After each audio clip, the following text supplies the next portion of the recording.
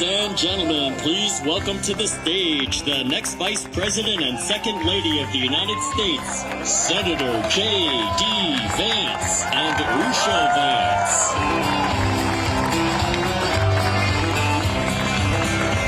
Why don't we live these United States for the ones who need it most? Let the rest of the world help us fortune.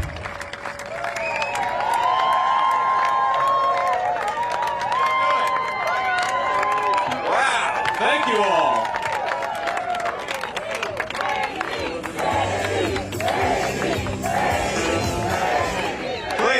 Please. Thank you all, please. It is great to be here in Michigan. It's a little hot today, but it's a beautiful state. All right, let me talk a little bit about what we're going to do to take this country back. We're going to take back the White House. We're going to restore American manufacturing. We're going to restore our whole country, and it's going to start right here in the state of Michigan. Now, I love Byron Center. I've been here just about a couple hours, but Byron Center has been cast aside, and a lot of places in this country have been cast aside by America's ruling class in Washington, D.C. Now, politicians come into places like Michigan, they say nice things, but they crush our industries, they offshore our jobs, and they undercut American wages with illegal labor. You, my friends, have been betrayed. And the people who have been doing the betraying have gotten rich off of this country's decline. And it's time to call them out, and it's time to kick them out of office.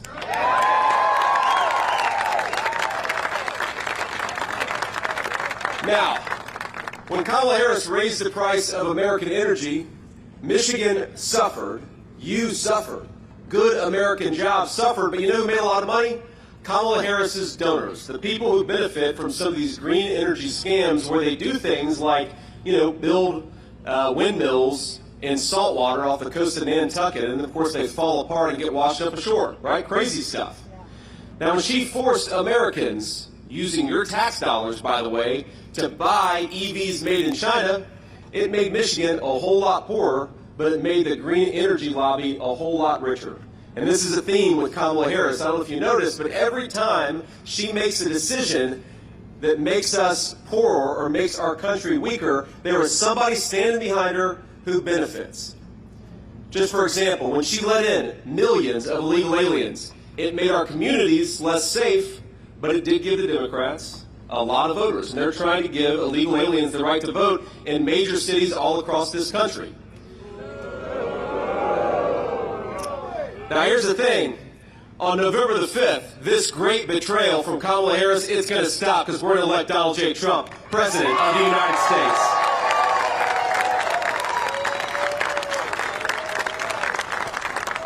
Now, I grew up in a town not all that different from Byron Center, and I watched in my own community as jobs were sent overseas. And of course, it's not just people's checkbooks that suffer when they lose a good manufacturing job or they lose a good job in any industry. I remember seeing friends whose parents never fought but start to have their marriages unravel under financial stress from a lost job. I saw families torn apart as China built its middle class on the back of the American middle class. And as much as things were sometimes tough in my hometown, and I know sometimes it's often tough in Byron Center, I was one of the lucky ones. I managed to achieve my American dream. I managed to build a life because I had a mamaw who was tough as nails. I don't know thank you. She was my grandmother, she was my guardian angel, and she had a foul mouth on her. She was a good person, but she had a foul mouth on her. And I remember when I was a little kid, we were probably 5 or 6 years old, we had a lot of family in eastern Kentucky. We have any Appalachian-connected people here in Byron Center? More than a few? Yeah. Going down 75 to visit Kentucky and East Tennessee, I know that story. I remember I was taking one of those trips myself, and I remember there was a guy, my aunt was driving, my mama was in the passenger seat, and I was in the back seat. There must have been, somebody got cut off or something, because this guy was driving like crazy. He was cutting us off. He was in a motorcycle, actually. He was flipping us off, and you could tell he was just in a bad mood. And my aunt was telling me the story recently. She said, JD, you remember what happened next? And I said, yeah, Aunt, I do. I remember that Mamaw reached underneath her car seat, pulled out a .44 Magnum, and tapped it on the window. And that was the end of the aggressive driving on the highways of eastern Kentucky. But that woman, by the grace of God, I had her in my life, and I was able to achieve my American dream. I just wanted to be a good husband and father. I wanted to be able to give my kids the things that I didn't have when I was growing up in a poor family in Middletown, Ohio. And I was able to do it, yes, because of my Mamaw, but also because this is the greatest country in the world. The American dream is still real, and we are here to fight, to protect it, and to build upon it. Every single day, that's what we're going to do. Now, one of the things that bothers me about our opponent in this race, Kamala Harris, she pretends to stand for normal Americans. She pretends to stand for their jobs, for the education of their children. But it is normal Americans, we know this, who suffer the most when politicians like Kamala Harris fail to do their job. You know, I remember my Mamaw negotiating with somebody for Meals on Wheels. She was trying to get that person to give her more food so that she could share some more with me. And I think about that story, and I think about that moment in the context of this grocery affordability crisis that's affecting our people. It is people like my grandmother who suffer the most when food and rent become unaffordable for normal people. And this November, we're going to turn the page, my friends, on a generation of failed leadership. We're going to make America great again, and we're going to do it by electing Donald J. Trump, President of the United States.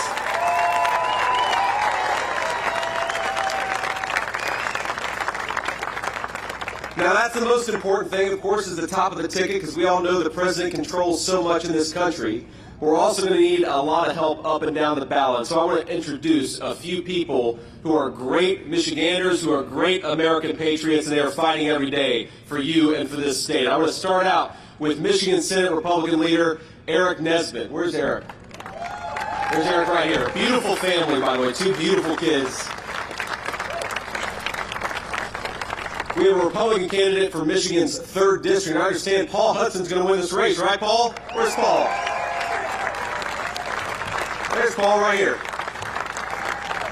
We've got Representative Brian Mass, the great Brian Mass. Number 5, Brian. Thank you, man. We've got Representative John Molinari. Where's John? There's John right there. Did I get your name right, John? Close enough? Close enough. And we have got a great guy running who's going to be the next senator from the great state of Michigan, Mike Rogers. Where's Mike? There he is.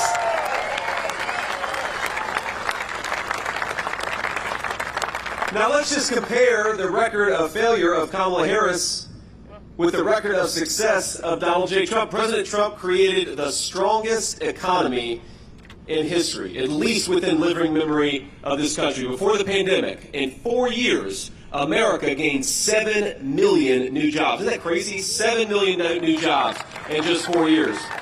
Unemployment dropped to the lowest rate in 50 years. We lifted more than 10 million people off of welfare, and household income soared to a new record.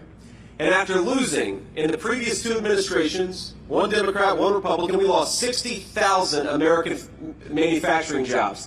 60,000 factories under the 2 previous administrations, and under 4 short years of President Trump's leadership, we built 12,000 new factories. That is what we can achieve when America's leaders put the citizens of America first. Now, after COVID, President Trump set America on the path to a powerful, inflation-free recovery. All Kamala Harris had to do was leave it alone. And by the way, while we're on the topic of Kamala Harris, we've got some of our friends in the media. I just can't quite get over how dishonest the American media is about Kamala Harris. The craziest thing. Now we have to remember, for 3.5 years, people like Eliza Slotkin, who's running for Senate here in Michigan, and Democratic leaders all across the country, they would say things, and the American media would back them up, that President Biden, for 3.5 years, he's as sharp as he's ever been. He's sharp as a tack. Remember that? The American media act for 3.5 years like this guy was Albert Einstein. And now they want to tell us that Kamala Harris is the second coming of Abraham Lincoln. We don't buy it. We don't believe it.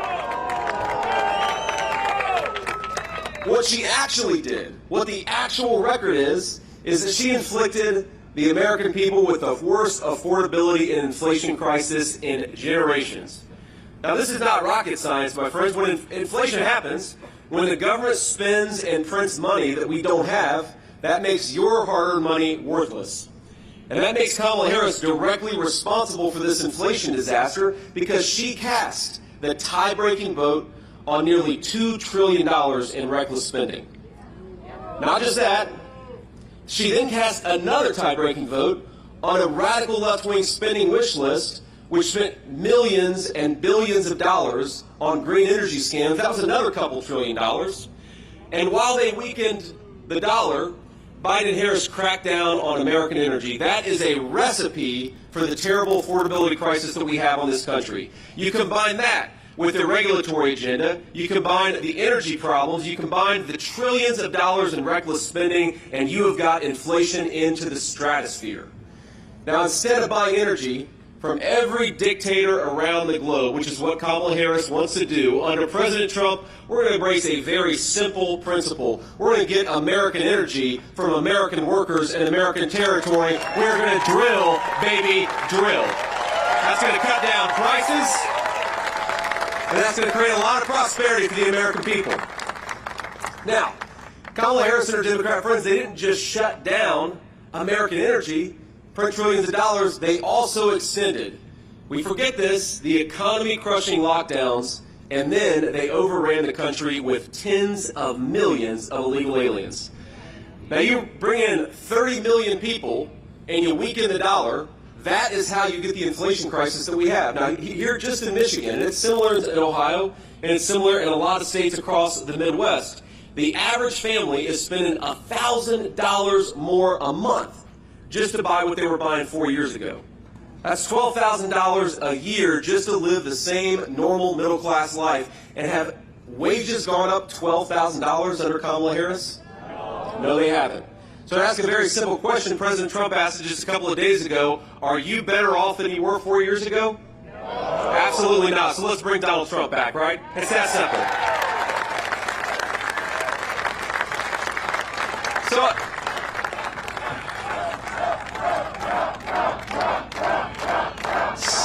thank you. So under Kamala Harris, gas prices are up 50%.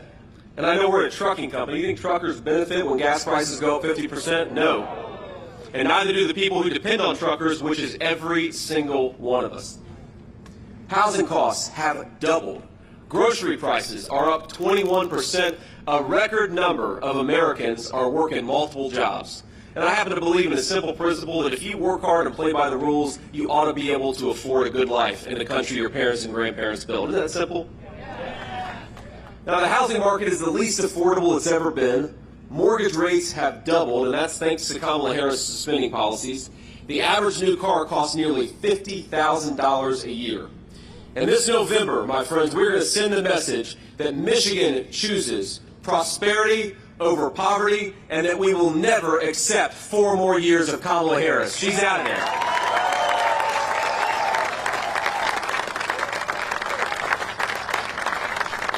But inflation isn't the only scourge that Washington and Kamala Harris have inflicted on American workers. In fact, let's talk about the news of the day. Just a few days ago, Stellantis announced that it was going to permanently cut nearly 2,500 proud Michigan auto workers who make the iconic Ram 1500. Did you all hear that? Now, Kamala has done nothing. Now, remember when Donald Trump, when American businesses threatened to shut down factories and move them to Mexico and China, remember what Trump did? He picked up the phone and said, if you do that, I'm going to introduce you to a little word called a tariff. And a lot of American workers benefit because he was willing to fight for the interests and for their American jobs. Now, her policies have been decimating the American auto industry for years. You have to remember, this is the woman who voted to preserve NAFTA, to extend NAFTA, the very trade deal that sent American auto jobs to Mexico by the tens of thousands and turned American dreams into nightmares. She supported these EV mandates that taxed you, took your money, and sent it to electric vehicles that are made in China instead of made right here in the state of Michigan, destroying thousands of Michigan auto jobs in the process. And it's not just the car jobs themselves. Y'all know this. It's the carburetors, it's the transmissions, it's the people who are making the components. They are the ones who suffer when Kamala Harris sends your tax dollars to Chinese-made cars. Well, Kamala Harris now is standing here in Michigan asking us for a promotion. I think it's time to say to Kamala Harris, no thank you, you are fired.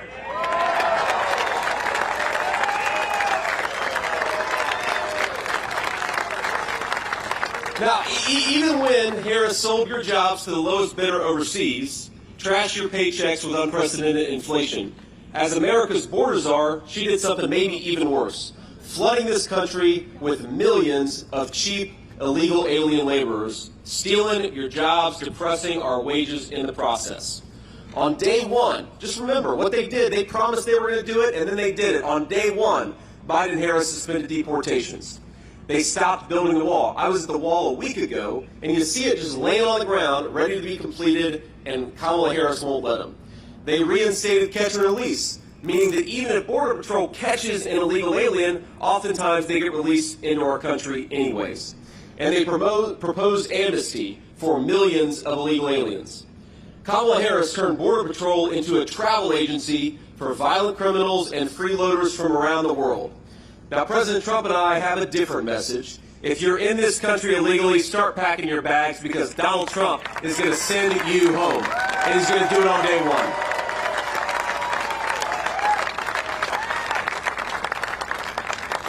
Now, we're in this incredible company, and we're at this incredible company, and I want to introduce just a few people who make this place possible, people who have been building American dreams, some of them for over a half a century. So we've got the great Mary Jane Cordes. Mary Jane, thank you so much for having me.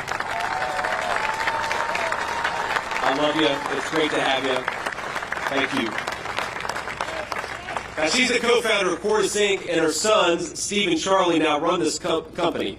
And sadly, after nearly 60 years in business, they're struggling to keep the company afloat under Kamala Harris.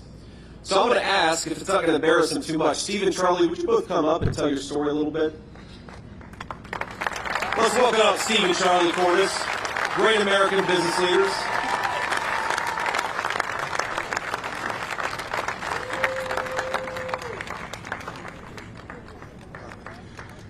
Yeah, JD's right.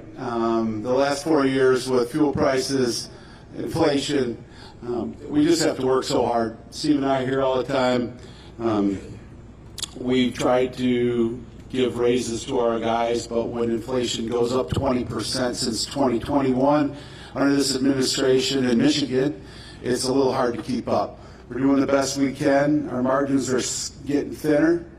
We're going to keep going. We got great employees. There's a bunch of them here, and we're just going to keep rocking it out. But we got to get this guy elected. We got to get Donald Trump elected with JD as his VP. And I agree so much on what JD has to say. We try to use the best parts we can. We do not want to put Chinese parts on our vehicles. The safety of the road is at stake. We always buy American-made as much as we can, and it's getting harder because they ship the jobs overseas. So we need to bring them back with the tariffs like Donald Trump did before and keep America great. Thank you.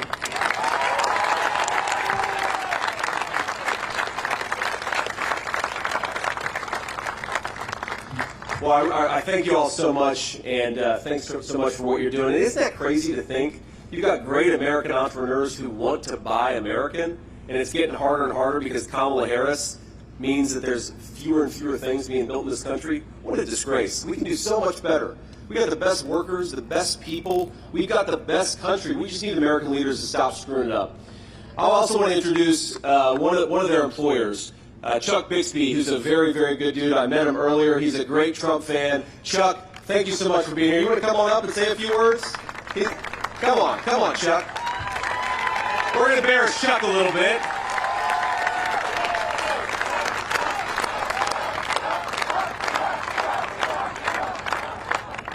As I all said before, we need him. Not only is Donald Trump going to do the next 4 years, I I got dibs on him doing before after. You're welcome. Yep, I see it. We're there. Everybody get people out, get them to vote. The more votes that we can get out, the harder it's going to be for them to cheat. Everybody have fun.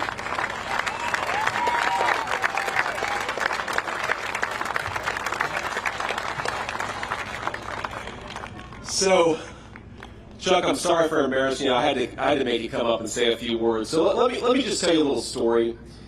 Chuck reminds me of a lot of people that I knew growing up in Middletown, hardworking people who keep this country running. And it reminds me, sometimes Kamala Harris, she talks, and the Democrats talk about the old economy versus the new economy. I like to talk about the real economy versus the fake economy. And the real economy is for the people who build things with their hands, who get it to our stores, who transport it from one place to another. Chuck is working in the real economy. Without a lot of American workers like him, this country would be screwed. So thank you, Chuck. Thanks for what you do.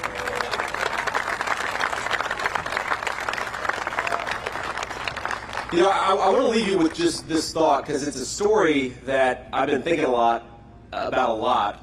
I've been on the campaign trail as the vice president's nominee for all of about 4 weeks, and what an honor it is. But not long ago, I met a woman on the campaign trail, and she told me a story that really stuck out to me. She is a nurse, and her husband is recently retired. They're just middle-class people raising their grandchildren for reasons she didn't explain to me, but I'm sure all of us can guess why she's raising her grandchildren. And though this woman hasn't had an easy life, she told me about her home and her family without an ounce of complaint or resentment. Now, she wasn't angry at Kamala Harris for firing thousands of American healthcare workers for refusing to get a vaccine. She wasn't mad about that. She wasn't angry at her grandchildren for depriving her of an easy retirement, because she's a little on the older side and now she's got to take care of these grandkids. And she wasn't even angry at her daughter for leaving her an unexpected set of kids to care for. She lived her life, she cared for her family, and she did it without a hint of complaint. Now this, my friends, reminds me of my grandmother. This is the American spirit. A woman who does her duty, she does it well, and she doesn't expect a handout for doing it. God bless her.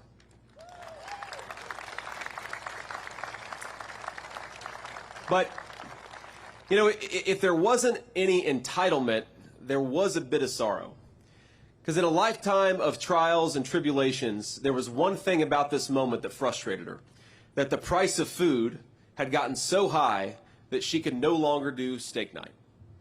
Every Friday, she told me, for years, we have done steak night in our house. And I'm not talking about a steakhouse or a filet mignon, but in good times and bad, we made sure that Friday, we'd go to the grocery store, we'd get a nice steak, and make it a special occasion. That was her family tradition every single Friday. And now, she told me, it's gone.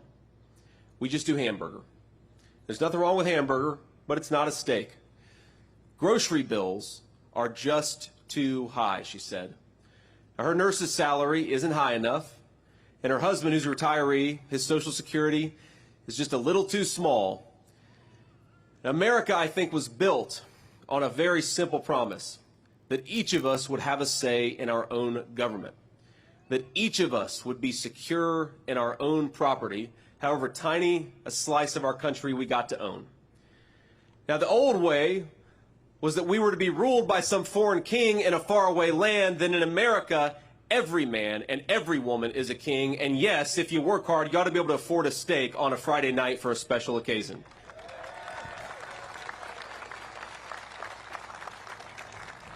Now, I was listening to Kamala Harris give a rally recently, because she doesn't talk to the media. She just talks behind a teleprompter. We're going to take some questions from the media after this, as a matter of fact. But she said she's going to tackle the affordability crisis affecting American families on day one. Think about that. Kamala, day one was January of 2021.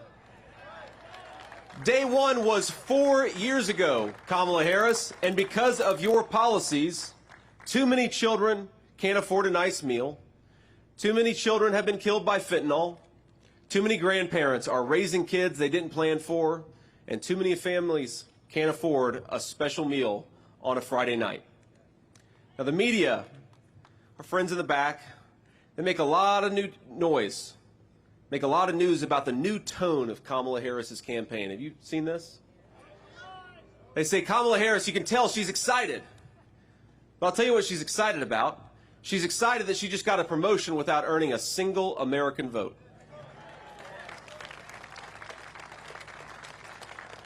She says she's having fun. But while she's having fun, Americans are suffering under her policies. When she laughs during a speech, remember that there are American families crying this very day because they cannot afford groceries.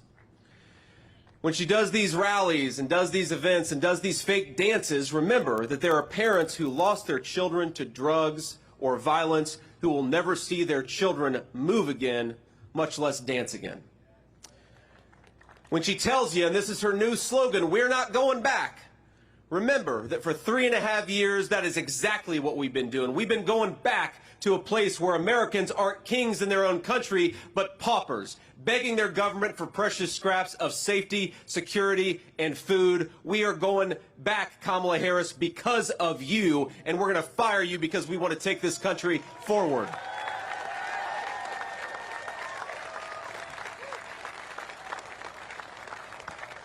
Now, I cannot get over, my friends, about everything about her campaign is fake. A fake joy that comes from being promoted to a new position instead of using the position you already have to do your job and make the lives of the citizens of this country better. It's a fake ticket that never earned a single Democrat primary vote. It's a fake platform that offers no specifics about how to do the people's businesses, and a fake promise to change the government, even though she's been in charge of that very government for almost 4 years and hasn't done a damn thing.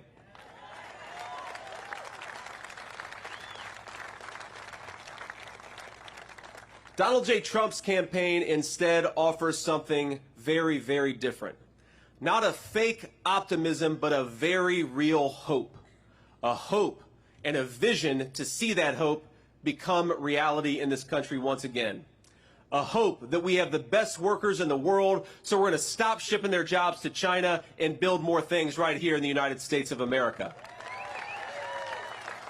A hope that if we unleash American energy and American farmers, food and energy will become affordable in this country again.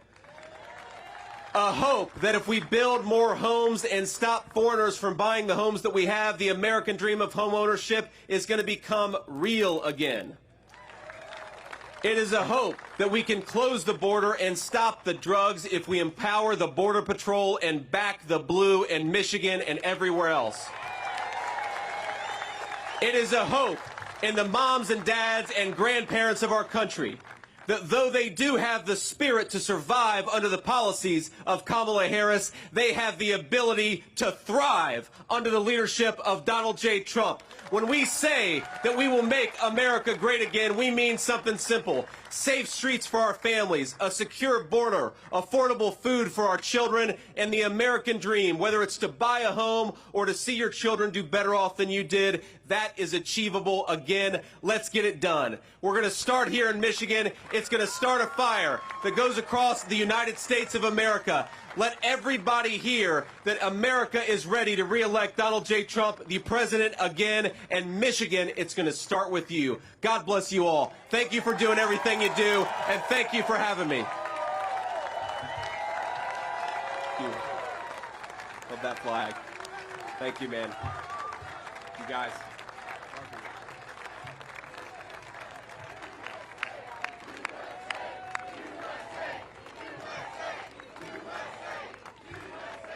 Now, I believe if y'all are willing to stick out the heat a little bit longer, we're going to do some interviews with some real news and some fake news. So I think we have some reporters up here in the front. And what I'd ask is that if you're a local reporter from Michigan, raise your hand first. I'd like to take your questions first, and then I'll go on down the line. So everybody get ready because we're going to have some fun with the American media.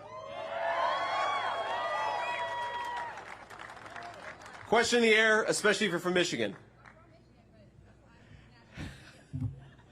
Anybody, any local reporters from Michigan? I guess maybe we got them all back there. Okay, they're on camera. Well, you'll catch on camera what I say. So we'll start with the person who's from Michigan but represents the national press.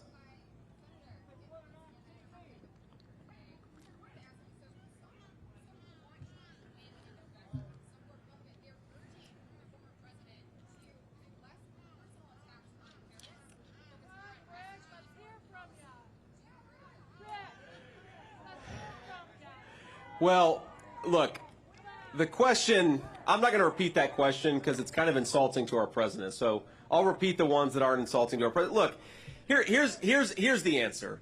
To the people who say that Donald Trump should do something different, they had an opportunity to make Donald Trump do something different by challenging him over 3 separate primaries, every single one of which he won. So I think that Donald Trump has earned the right to run the campaign that he wants to run. And look, if you listen to what Donald J. Trump says, if you look at what I say, we are prosecuting the case against Kamala Harris on policy. We're reminding people that Donald Trump delivered peace and prosperity, and Kamala Harris has delivered war all over the world and unaffordable groceries and housing here at home. That is the message we're going to take forward. But of course, President Trump, the reason people love him is because he's his own man, he's unfiltered, and he lets the American people see who he is. And I will say that as his running mate, I obviously can't always speak for the president, but I think I speak for the president. I think I speak for the American people in saying this, that we'd much rather have an American president who is who he is, who's willing to offend us, who's willing to tell us the truth, who isn't a fake who hides behind a teleprompter, but lets the American people see exactly who he is. So that's my view. Ma'am. Hi, I'm from Ohio. Oh, that's not a good thing in this crowd. She's from Ohio, ladies and gentlemen. But I will say, I have Michigan friends. We love our country enough that you guys are willing to give this Buckeye a nice, warm welcome. So thank you, guys, and God bless you. Ma'am. Senator Vance, thanks for taking my question. I'm Janice Seisel with the Epoch Times. And my question is, we do hear about costs of energy relating directly to grocery costs being up. What other steps besides drilling can the Trump-Vance administration take to lower those grocery prices for people? That's right.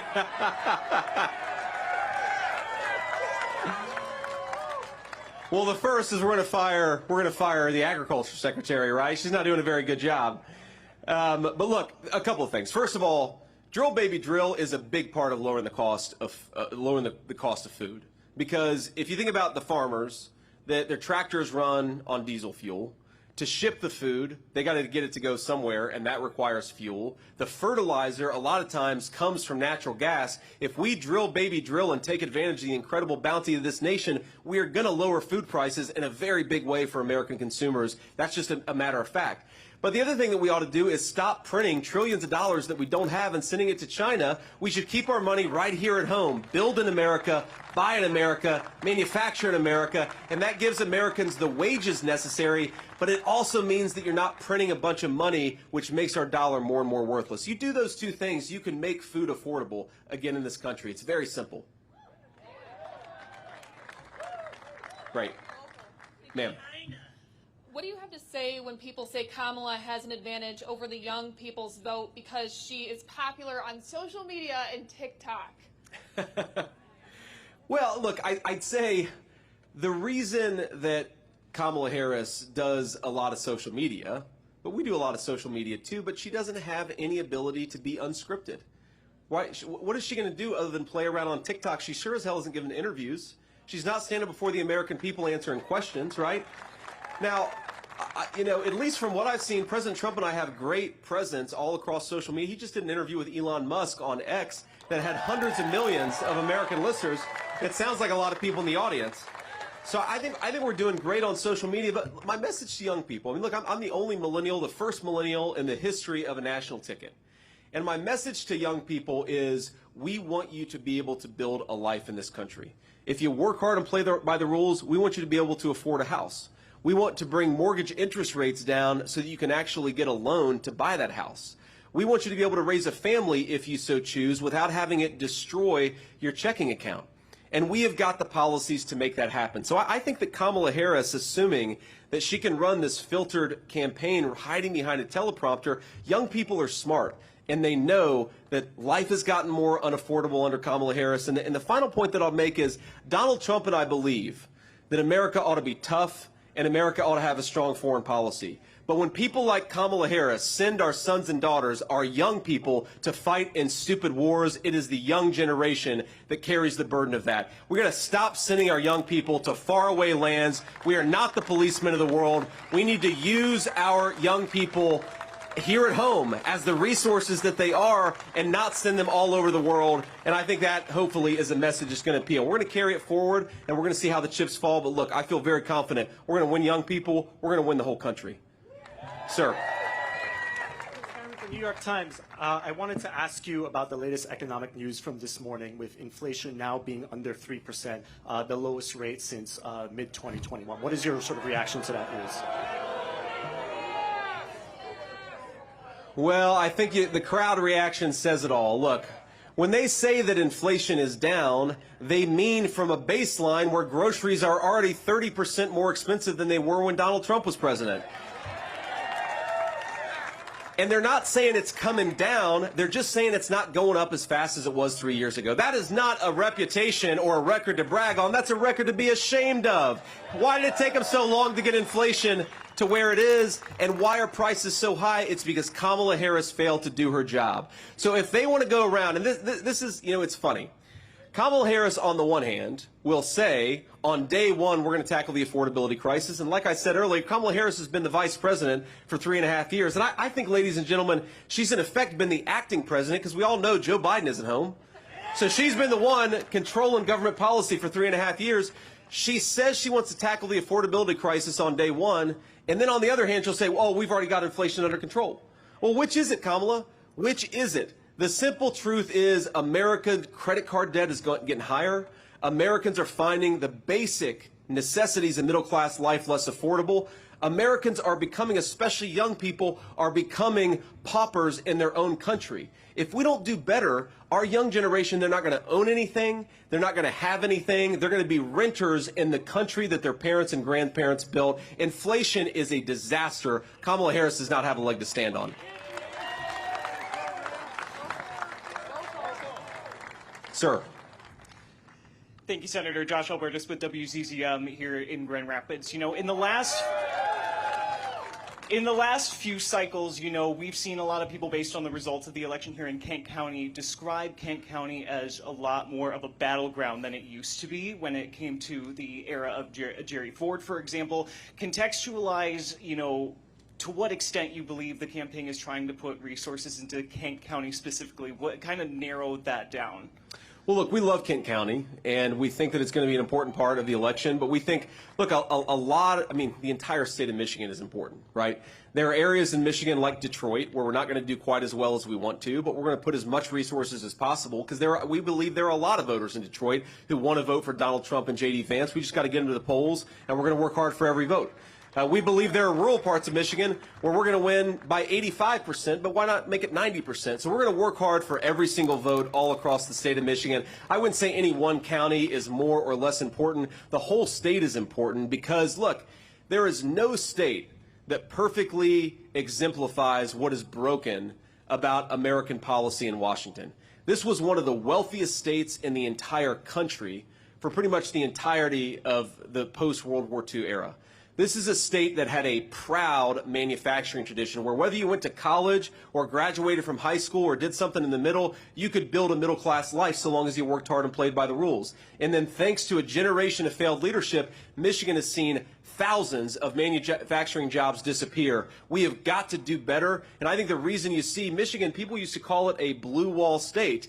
I think Michigan is a red wall state now because people are sick of losing their livelihoods and losing their jobs, and they know Donald J. Trump is going to be good for both. And I'll take two more questions here. Yeah. Senator, yesterday on America Decides, I'm with CBS News, by the way, the UAW president said that Donald Trump and Elon Musk sneered at labor workers when talking about how Elon Musk fired folks looking to organize. The Teamster president, who also spoke at the RNC, called this economic terrorism. What's your reaction to the backlash that Donald Trump's getting from that interview? Well, look, I like the Teamsters president. I think he's a good guy, but I think he's wrong about this because Donald Trump was not talking about firing Michigan auto workers. He was talking about firing the employees of Twitter who use their power to censor American citizens. Those people ought to be fired.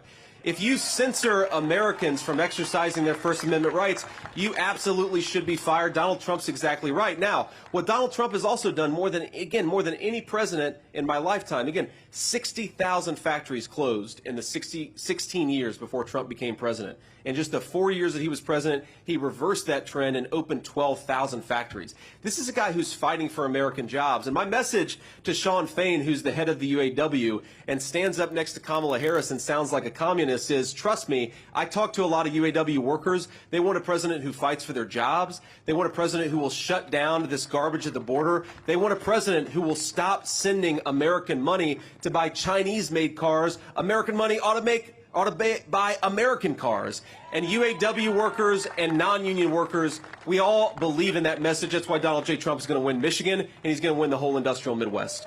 And then we'll do one more question. Any other Michigan people, Taylor? Yes, sir. Josh Berry, Fox 17. Hey, Josh. WXMI Grand Rapids. All right, so we've got at least 2 good reporters here. Is that what I'm hearing? I'm rounding out the local journalists here. Look, this is a unique showing right here, taking questions from local journalists. Not necessarily, it's been unorthodox for a local rally like this. What are you hoping to show or say to voters, or is this a message to the Harris campaign, taking questions at a rally in front of people here?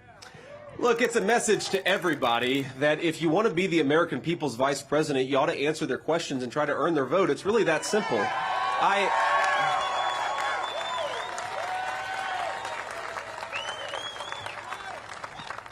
You know, you think about this, and I'm only 40 years old, but I've been in public life long enough to know that sometimes you need to explain certain things, or sometimes new things come up and you've got to answer people's questions. How are you going to address that issue, or how are you going to address this issue?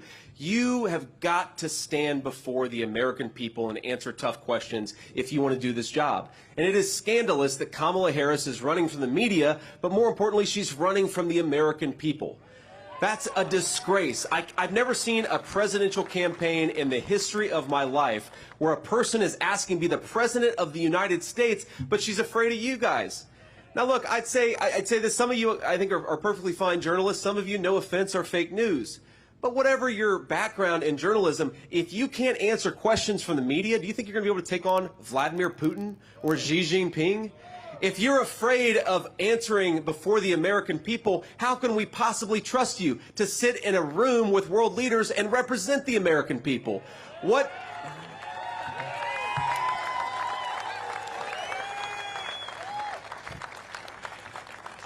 And I think what it shows is fundamentally Kamala Harris has no vision. She has no policies. Go to her website. Ask yourself, what is it that Kamala Harris wants to do for this country? And the answer is, she has no idea. None of us have any idea. What Kamala Harris is going to do for the American people is exactly what she's done for the last 3.5 years, which is fail. So we cannot give her a promotion. We've got to say, you are fired. God bless you all. Thank you so much for being here. Michigan, get out and vote. Get your friends and family to vote. Volunteer if you're able. I love you guys. I'll see you soon. We'll be back in Michigan quite a bit. God bless y'all.